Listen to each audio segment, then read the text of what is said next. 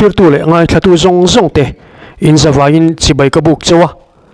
tu sakna sang ber ka hlan bok chew ani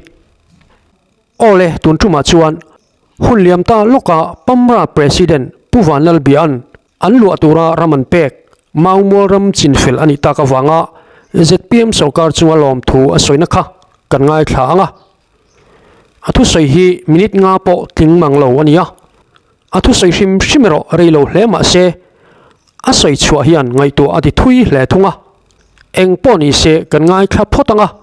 chumi zolama chuan ngai dan tlema zong kan neite kan soi vele donani ole tuna chuan Pamra president puwanlal bia thi soi ilongai thang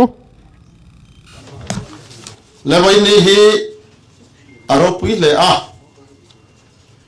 keini pisakot MNF Trani Association tan chuan nisin chetlak niropui an hriat reng tur ni ani a ti chuan mawngol chaltlang ram hi MNF le India sarkar pisakot sangkha zakwa samriat paruk indrem na wanga lo ho zalen na sho tu nam sipai pasal tha ta na in mun min pe ali a disen seng le shom tam tak paltlanga kan so chu ani ti po sei ila amoy lo om lo ve ti chuan ke ni pi sakot MNF Trani Association Pamra ti chuan he mau bolam bi kan chuangin kan hlut tak zeta kan melung poimo takani ti kan saidu ani ten pisakot MNF Trani Association in rem da awanga lo ho nam sipai LSC min pek chuan duwa aram hi afel lowa ten mani in mun po kan the thei bok hek lowa chotiang ali awangin chumi min chin fel sak tur chuan pesakot MNF Trani Association Pamra chuan sarkar ma satene na kum samthum chuang voi duai lo kan nor to thina min chin fel sak thei lo awangin remna wanga lo ho nam sipai te hi are thei tak le har sa tak kan ni mai ba ka har sat na dang le nat na chi mom tak te na min tlak buak chung kwa te kan ni a chong te wang chuan tum te thira kan thir a fel the mai lo wangin me in noi lua te a ko sa har sa da tok kan ni wangin chu tiang ang kan ni awang chuan le members an assembly pakhat line milo boral san to a chong har sat na kan to awang te chuan kan in mun te chu then khatan chuan lo thei lowa sal angai ta ani alung chiat thla khop maya zalen na wanga kan chan pual fel thei silo in sak thei bok silo har sat nai na min tlak bua shom tak kan lo tor chua pui nat na khir khan takin phai kal te tul chur koin en kola tula be sei ta kan clear a fel thei lo wangi kan sal then ta ani ti kha vainia local khom te na hian chiang kuam takin an that chan te po kan soidu ani chotiam chu kan din mun ani a MNF le India sarkar indem na po kum somli la kum hian a thing mai don ani arei le a nam sipai aremna zalen na siwal state dalmuang tak ron hon tu te voinia ngai sak kan lo lo le ni ti kha achiang le in ka thia a sarkar ma satene na kalin mun min chin fel sak turana sataka kannor kan ha le kan be se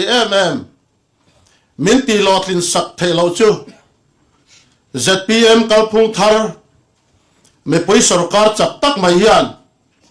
kum ni or la kum ni la thing lo set an sarkara mangwal ram kanin mun min chin fel sakhi kan lom hle ani kuti beng teang kan lom tak zet ani ko som thum chuang kan lo boy pui kan lo sin thei lo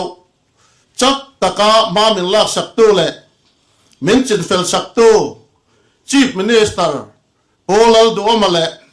revenue minister polal chan zawa chunga pisakot MNF Retiree Association Pamra Chuan thinlung takin lom thu kan sai tak meu ani kalphung thar me poi sarkar min mangai tu pisakot MNF Retiree min mangai tu kan nei hi kan chuangin kan thengil thelawang atop bera chuan sarkarin pisakot MNF Retiree te apek mawaram chuk ni china kan director in seita ang khan heta hian public muntur emo aram ol angalang a theya chutiang omani chuan tu ma in mimal anga mani ta angalo cheibol kha pamra chuan rem atidon lova hetianga mimal anga malo la aham pam dewa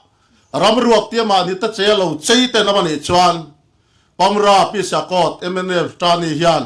atulangin ma kan la zel donani ole kami chin zong kha ni maya chu om tolem lo ani kan sei chun zom velok du chu MNF sarkar hnuaya anram nei chun mangmo ram kha pek ania maro chu pek ni si khan kumsom thum chuang anwa tir theita lo tina ania mani mele sa heti taka an Ngaihthah ringot po hian entir anei virin ka sia achan chu Pamra te hi a mun nge ya thisen le thina kara fight tu ania alim po ni lo atak nge ya sual tu nge point ma ni ram nge po lo theilofa kumsom thum chuang anwa vai tir theiani chuan keini mizoram mi puite phei chu min ngai saklawa min lo Ngaihthah ema Israel fa te thalera kumsom thum anwak wayang mai khan keini zoram mi puite hi MNF sarkar khan thaleram rawa min lo wa vai tir rengani ti hi ngun takle chik taka ngai to hian kapom vedan ani SCDP temin tiama kan chang phalowa chuta noi thuma tangin an tlan cheduai duaya an pek chun mitlem te ten hena campaign hun lai takin sing ni sanga ten pea chu aya tampo an semmani mai thie hundaka chuan kan hrelowa so thing ni sila kan kot kai nge le tur kan nia ma se chutini si chu dan sekei min siam nana kan kot kai nge tangin kan thar chua so thing troi min thlir tira keini mi puino puite hi